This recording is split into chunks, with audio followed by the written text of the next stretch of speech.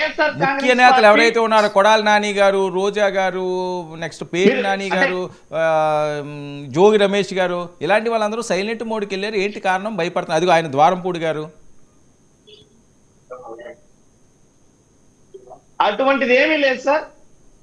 ఖచ్చితంగా వారి యొక్క సందర్భం అవసరం వచ్చినప్పుడు వారి యొక్క కార్యక్రమాల్లో వాళ్ళు ఖచ్చితంగా పాల్గొంటారు. కానీ ఎక్కడ కూడా వాళ్ళు భయపడి ఆగిపోయినటువంటి పరిస్థితి లేదు. ఈరోజు రాష్ట్ర వ్యాప్తంగా ఏ ఏ కార్యక్రమాలకు జగన్మోహన్ రెడ్డి గారు పిలుపునిస్తున్నారో వాటన్నిటిలో కూడా వాళ్ళు పాల్గొన్నారు. మీరు అది గమనించవచ్చు.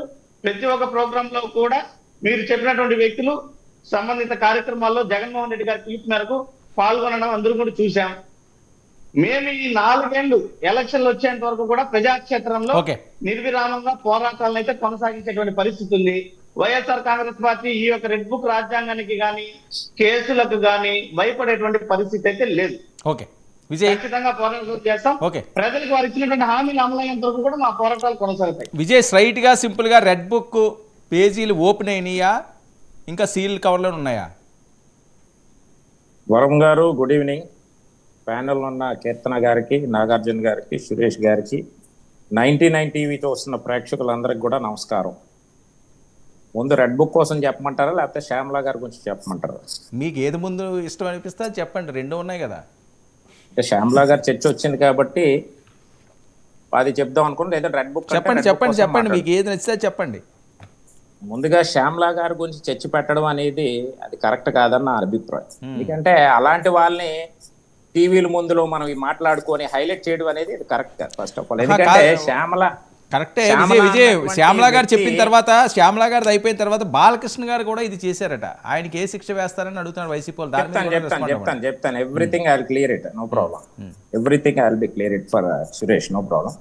అయితే ఇక్కడ ఏమంటానంటే వైఎస్ఆర్సిపి అన్నటువంటి పార్టీలోనే ఎవరైతే బెట్టింగ్ ఆడించే వాళ్ళు కానీ, మర్డర్లు చేసినటువంటి వాళ్ళు కానీ, కూనీలు చేసినటువంటి వాళ్ళు కానీ, ల్యాండో శాండో మైనో మాఫియాలు చేసినటువంటి వాళ్ళు కానీ, ఇలాంటి వాళ్ళందరూ కూడా పార్టీలో ఉన్నటువంటి పరిస్థితి చూసాం. ఇందాక సోదరుడు సురేష్ ఆయన అంటా ఉన్నాడు 2 నెలలు అయింది అధికార ప్రతినిధిగా వచ్చి అంటే, ఆవిడ ముందు నుంచి ఆవిడ తాలూకా పరిస్థితులు తెలిసి మీరు జాయిన్ చేసుకున్నారా పార్టీలో, తెలియక జాయిన్ చేసుకున్నారా అనేది క్వశ్చన్ మార్క్, మీకే తెలియాలి. రెండోది అనేది ఆవిడ కోసం మాట్లాడడం అనేది కూడా అనవసరమైనటువంటి టాపిక్ అనేది నా ఒపీనియన్, మై పర్సనల్ ఒపీనియన్. రెండోది ఇప్పుడు రెడ్ బుక్ అసలైన విషయానికి వద్దాం. రెడ్ బుక్ అనేది ఆ రెడ్ బుక్ తన పరిధిలో తన రెడ్ బుక్ అనేది ఓపెన్ అవుతానే ఉంటుంది. ఏదైతే చట్టం తన పని చేసుకెళ్తానే ఉంటుంది. ఇక్కడ ఏదైతే ఈ అరెస్ట్లో కొనసాగుతూ ఉన్నాయని సోదరుడు సురేష్ గారు చెప్తా ఉన్నారు. ఎస్, కొనసాగుతాయి, ఇంకా సాగుతానే ఉంటాయి. ఇంకా చాలామంది మరి అత్తారింటికి వెళ్ళడానికి సిద్ధంగా ఉంటారు కూడా. ఎందుకంటే రాష్ట్రాన్ని ఒక గాడిలో పెట్టాలి అంటే మీరు చేసినటువంటి నిర్వాకాల వల్ల అరెస్టులు కొనసాగించే క్రమంని మొదలుపెట్టిందే వైఎస్ఆర్సిపి. ఎందుకంటే జగన్మోహన్ రెడ్డి అధికారం లేకముందు ప్రతిపక్ష హోదాలో ఉండేటప్పుడు అప్పుడు మాట్లాడినటువంటి మాటలకి అధికారం భయపడి, ప్రజలకి భయపడి పరదాలు కట్టుకొని ఏ విధంగా దాక్కొని వెళ్ళినటువంటి పరిస్థితి రాష్ట్ర ప్రజలందరూ కూడా చూశారు. ప్రశ్నించే గొంతుకిని అనగదొక్కాలన్నటువంటి ఆలోచనతో ప్రతిపక్ష నాయకులుగా ఉన్నటువంటి మా తెలుగుదేశం కానీ జనసేన నాయకుల్ని ఏ విధంగా హౌస్ అరెస్టులు చేశారనేది ఈ సంస్కృతి ఎవరు తీసుకొచ్చారు? సురేష్ గారు, వైసీపీ పార్టీ అనేది పరిచయం చేసింది. ఇది మళ్ళా ఈ విధమైనటువంటి పరిస్థితులు ఉండకూడదు రానున్న రోజుల్లో, రానున్న తరాలకి కూడా అన్నటువంటి ఆలోచనతో ఇక్కడతోనే ఫుల్ స్టాప్ పెడితే రేపన్న రోజు ఎవరికి స్వేచ్ఛ, మాట్లాడే హక్కు అనేది బాబాసాహెబ్ అంబేద్కర్ గారు ఏదైతే తెచ్చినటువంటి రాజ్యాంగం ప్రకారం ఈ రోజు రాష్ట్రంలో నడవాలి అన్నటువంటి ఒక ఆలోచనతో ఈ రోజు మేము ఏదైతే ప్రభుత్వం చేపట్టినటువంటి కార్యక్రమాలు చేపడతా ఉన్నాయి. ఈరోజు నోటి దురుస్తానం అనేది రాజకీయాల్లో పనికిరావు.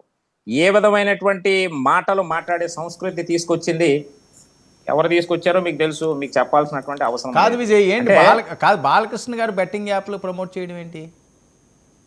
ఇప్పుడు బాలకృష్ణ గారు బెట్టింగ్ యాప్లు ప్రమోట్ చేశారా, లేకపోతే ఇంకొకరు బెట్టింగ్ యాప్లు ప్రమోట్ చేశారా అంటే, వరం గారు ఇక్కడ ఏదైతే ఇప్పుడు బయటకు వచ్చింది కాబట్టి శ్యామలా గారి అంశం గురించి ఇప్పుడు మనం చర్చిస్తా ఉన్నాం బెట్టింగ్ యాప్ సంబంధించి. ఇప్పుడు బాలకృష్ణ గారు ఏమన్నా బెట్టింగ్ యాప్లు ప్రమోట్ చేసి అందులో ఏమన్నా దొరికిపోయి దాంట్లో ఏమన్నా బెట్టింగ్లో ఉన్నారని ఏమన్నా వచ్చిందా? బాలకృష్ణ గారే స్వయంగా బెట్టింగ్లో పాల్గొన్నారని ఏమన్నా వచ్చిందా?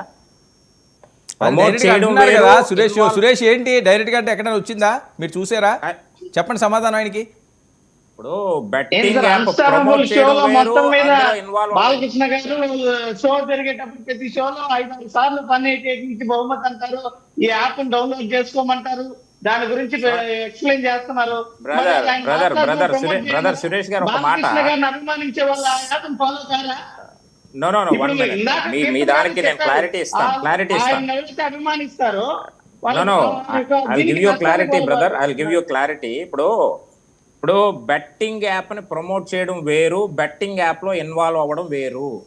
Both are not same, it's very different. ఆయన షోలో ఆ యాప్ ఏమి ఆవిడ తయారు చేయలేదు, ఆ యాప్ ఆవిడ తయారు చేసి దాంట్లో ఆవిడేమి ఓనర్ కాదు. బాలకృష్ణ గారు ఏ రకంగా ప్రమోట్ చేశారో ఆవిడ శ్యామల గారు కూడా అదే రకమైనటువంటి ప్రమోట్ చేశారు. నో శ్యామ్లా గారు ప్రమోట్ చేయడం కాదు, శ్యామ్లా గారి ఇన్వాల్వ్మెంట్ అందులో ఉంది. ఇంకోటి చాలా వీడియోలో బయట దుబాయ్ గానీ ఈవిడ వేరే దేశాలు వెళ్ళేటప్పుడు ఈవిడ చేసిన విన్యాసాలన్నీ చూసి వీడియోలో మాట్లాడినటువంటి ఎన్ఆర్ఐస్ చాలా మంది ఉన్నారు. ఈ వీడియోలన్నీ ఉన్నాయి. కావాల్సిన శ్యామ్లా అవుట్ ఆఫ్ కంట్రీస్ అని ఒక వీడియో కొట్టండి, ఆవిడ తాలూకా బండారం అంతా బయటకు వచ్చేస్తాయి బ్రదర్. మీరు వాస్తవాలు ఏదన్నా ఉంటే మనకు ప్రూఫ్లతో సహా ఉంటేనే మనం మాట్లాడాలి తప్ప without proof you can talk in front of the media brother. I'm sorry to say this. ఏదన్నా మనం మాట్లాడడం 1 minute.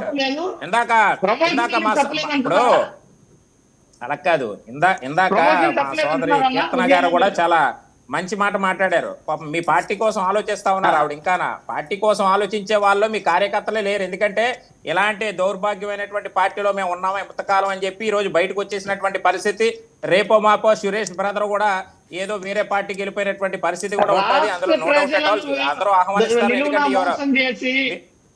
మీరు అధికారాలు తెచ్చుకొని ప్రజలను మోసం చేసే దౌర్భాగ్యమైన పార్టీ అయితే కాదు కదా మా పార్టీ. కాదు బ్రదర్ సురేష్, ఇప్పుడు ఎవరు మోసం చేశారో ఇప్పుడు ఒక ట్రాక్ రికార్డ్ అనేది మీ నాయకుడికి ఒక ట్రాక్ రికార్డ్ ఉంది. మీ నాయకుడికి వన్ మినిట్ బ్రదర్, 1 minute ఉండండి, ఒక నిమిషం. అలా కాదు మీ నాయకుడికి ఒక ట్రాక్ రికార్డ్ ఉంది. ఎవరికి లేనటువంటి ట్రాక్ రికార్డ్ అనేది జగన్మోహన్ రెడ్డి గారికి ఒక పెద్ద ట్రాక్ రికార్డ్. 10 CBI కేసులు, 9 ED కేసులు, లక్షలాది కోట్లు తండ్రిని అడ్డం పెట్టుకొని దోచేసి 16 నెలలు జైల్లో ఉన్నటువంటి ఒక ట్రాక్ రికార్డు ఉంది. అంతకన్నా ట్రాక్ రికార్డ్ ఎవరికి లేదు ఇక్కడ, ఏ పార్టీకి లేదు బ్రదర్. ఎందుకంటే చాలా గ్రేటే. ఇప్పుడు విజయన్న ఆరోపణలు చేసేదానికి నిజాన్ని నిర్ధారణ చేసేదానికి చాలా వ్యత్యాసం ఉంది. ఏం మాట్లాడుతున్నావు బ్రదర్? 16 నెలలు జైల్లో ఉండడం ఆరోపణ, 10 CBI కేసులు ఉండడం ఆరోపణ, 9 ED కేసులు ఉండడం ఆరోపణ, లక్షలాది కోట్లు దోచేసినందుకే కదా 43,000 కోట్లు ఈడీ జప్తు చేస్తేనే కదా జైల్లో ఉన్నాడు జగన్మోహన్ రెడ్డి. అది ఆరోపణ బ్రదర్. అయ్యో ఏం మాట్లాడుతున్నావు బ్రదర్? అయితే నీకే తెలియదు లాగా ఉంది మీ నాయకుడి గురించి. ఇప్పుడు ఇది కాదు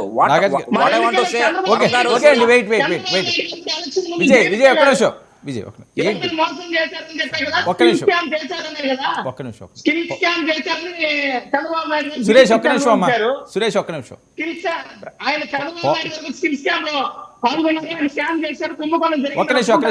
సురేష్ ఒక్క నిమిషం. పోసాని వంశీ అరెస్టులతోటి మొన్న ఆయన బెయిల్ నుంచి బయటకు వచ్చినప్పుడు మీరు చూసే ఉంటారు ఆ వీడియోని. అలాగే వంశీని కూడా మీరు చూసే ఉంటారు మన కోర్టుకు వచ్చినప్పుడు. సో వీళ్ళిద్దరికీ జరిగిన ట్రీట్మెంట్కి వైసీపీ ముఖ్య నేతలు ఎవరి మీద అయితే కేసులు ఉన్నాయి, రెడ్ బుక్లో పేర్లు ఉన్నాయి అన్న వాళ్ళు కాస్త వణుకుతున్నారా? డెఫినెట్గా సార్, డెఫినెట్గా వణుకుతున్నారు. సరే, ఎవరు వణుకుతున్నారని చెప్పే ముందు ఒక 2 చిన్న మాటలు చెప్పండి. ఇప్పుడు తెలుగుదేశం పార్టీ సోదరులు మాట్లాడుతున్నారు, శ్యామల గారు అవుట్ సైడ్ ద కంట్రీ ఏం చేస్తుందా ఏంటా మీరు యూట్యూబ్లో కొట్టండి చాలా వీడియోలు బయటపడుతున్నాయి అన్నారు. మొదటి మాట ఏంటంటే, మీరు కానీ నేను కానీ అక్కడ జరుగుతున్నప్పుడు మన కళ్ళతో చూసినామా? సోషల్ మీడియా విపరీతమైన రూమర్స్ వస్తాయి. వచ్చిన ప్రతి రూమర్ని మీరు ఒక అధికార పార్టీగా మీరు మాట్లాడకూడదు. ఆమె మన పార్టీ అయినా కాకపోయినా మన నాయకుల మీద ఎంత ఇది చేసినా కానీ మనం అది మాట్లాడకూడదు. అది చాలా తప్పు. ఒక ఆడబిడ్డని మనం అది మీరు గనక ఆ మాట అన్నారంటే ఇండైరెక్ట్గా తెలుగుదేశం పార్టీ అవును అది జరిగిందని సర్టిఫికేట్ ఇచ్చినట్లే కదా. ఆ సిచ్యువేషన్ జరిగినప్పుడు మనం ఏం చేస్తాం, మనం అక్కడ లేవు, మనకు తెలియదు. మనకు తెలియదు, మన ఫ్రెండ్స్ కూడా ఎవరు మనకు డైరెక్ట్గా చెప్పలా. బ్రదర్, ఇప్పుడు అయిందంట, నాగార్జున గారు జరిగిందంట, సోషల్ ఇంకోటంట మీడియాలో అని రూమర్స్ అన్నీ మనం కూడా నమ్మకూడదు. అంటే అవాస్తవాలు మాట్లాడతారా? సోషల్ మీడియా అంతా కూడా వాస్తవాలు ఉండవా సోషల్ మీడియాలో ఏవి సో కూడా? సోషల్ మీడియా మాట్లాడిన మాటలు మొత్తం నిజమేనా? అలా కాదు, మీరు సోషల్ మీడియాలో మాట్లాడిన మాటలు మొత్తం నిజమేనా? ఆ రోజు మీరు కానీ నేను కానీ ఎందుకు బాధపడ్డాం?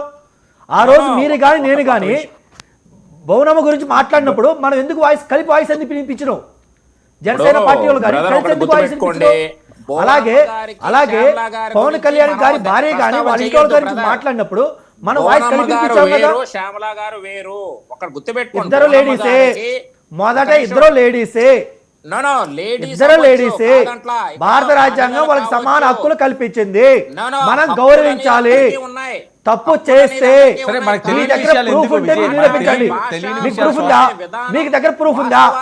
ఒకటే మాట, మీ దగ్గర ప్రూఫ్